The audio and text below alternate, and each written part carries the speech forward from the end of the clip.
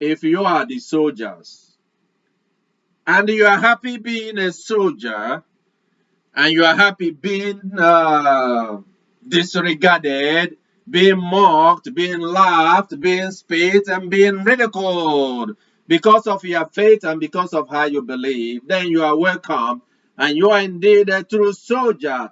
Because the soldier in a battle, no matter the sound of the artillery, no matter the threat of the Air Force in the skies, and no matter all the bombings and no matter the firing coming from every angle, they remain at the war front and they keep marching on. No matter how many people that dies as they go in a battle, and those that are alive, we keep pushing. Even the wounded, they keep moving forward.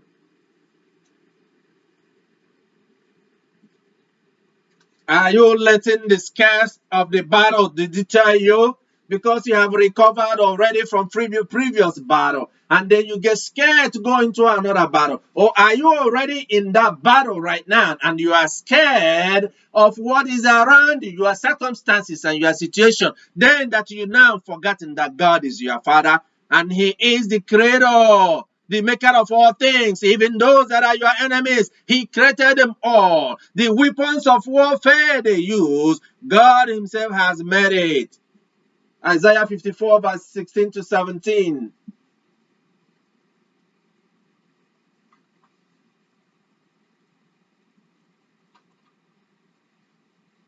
In a recap of last Sunday message, and we brought to light in talking about misrepresentation. From there, the Spirit led me into divorce that the Lord Himself has condemned in the book of Mark chapter 10. Mark chapter 10 from verse 10. Also, you find it in the book of Matthew chapter 5, and then also in Matthew chapter 19, so that you can get a context, because sometimes people read one and they forget the other, and they take one and assume that is all of it. When the Lord spoke that He hates divorce in a way of manifesting His dislike for it, separating husband and wives. In the story He told about Pharaoh and Abimelech. In Genesis chapter 12, he talks about the journey of Abraham before then being changed to become Abraham. And then in the separation that happened between her when they misrepresented the truth in order to achieve ulterior motive, the Lord reminded us as the soldiers that we don't misrepresent facts and the truth in order to achieve a particular objective. Then you bend the truth. The moment you bend the truth, then it's no longer the truth. You become a liar. And who is a liar? Where does lie come from? From Satan, the father of lies. Then you now surrender to become a child of Satan or not a child of God.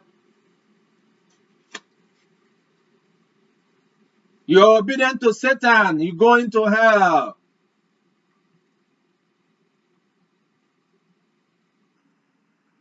The Lord talked about disobedience last week to His own commandment. Disobedience to His commandment.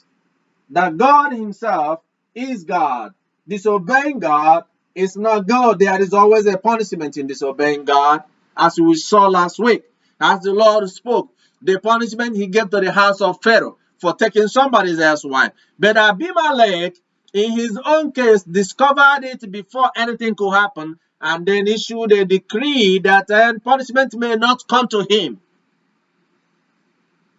Has God changed? For some people will tell you, oh, Christ has separated it and moved it away, and therefore God have changed. And they still believe that Christ is God. And if Christ is God, so in Christ, then God changed. And meanwhile, God says He does not change.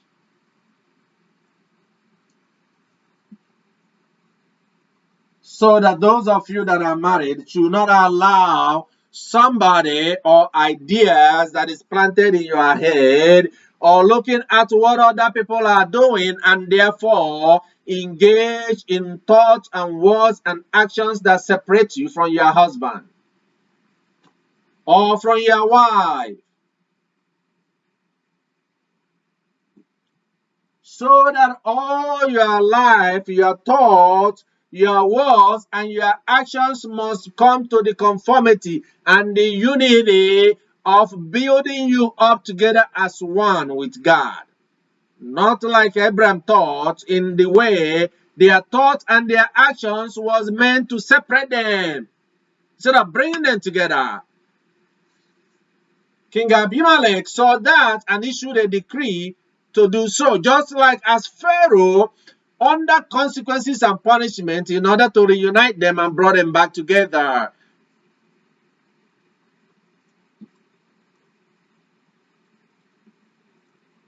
How many of you can put up the defense that Pharaoh himself had put up? And how many of you can be favored by God, who prevented him from defiling the Sarai?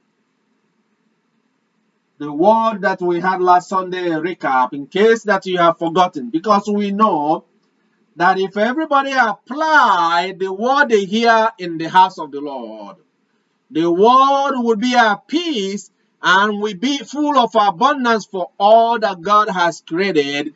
There wouldn't be disputes and conflicts going on between brothers and sisters and between neighbors and among strangers and the sons of the soil. We know that people hear the word and it goes from one ear and it goes out of the other. In the passage that you read today, you saw how in the book of Luke chapter 6, the Lord spoke using his own family as an example. They came to him and said to him that your mother and your brother are out there wanting to see you, but they couldn't come in because of crowd. And the Lord said, you brothers and sisters, you do that are here listening and doing what the Lord said, are my mother and my brothers. If I say that now, somebody will say, oh, he's awful and wicked. Oh, he's not a man of God. How can he say, and you ignore the mother and the brother outside, take it out of context, and then say, oh, no, it's you. Yes, you that are listening to what my father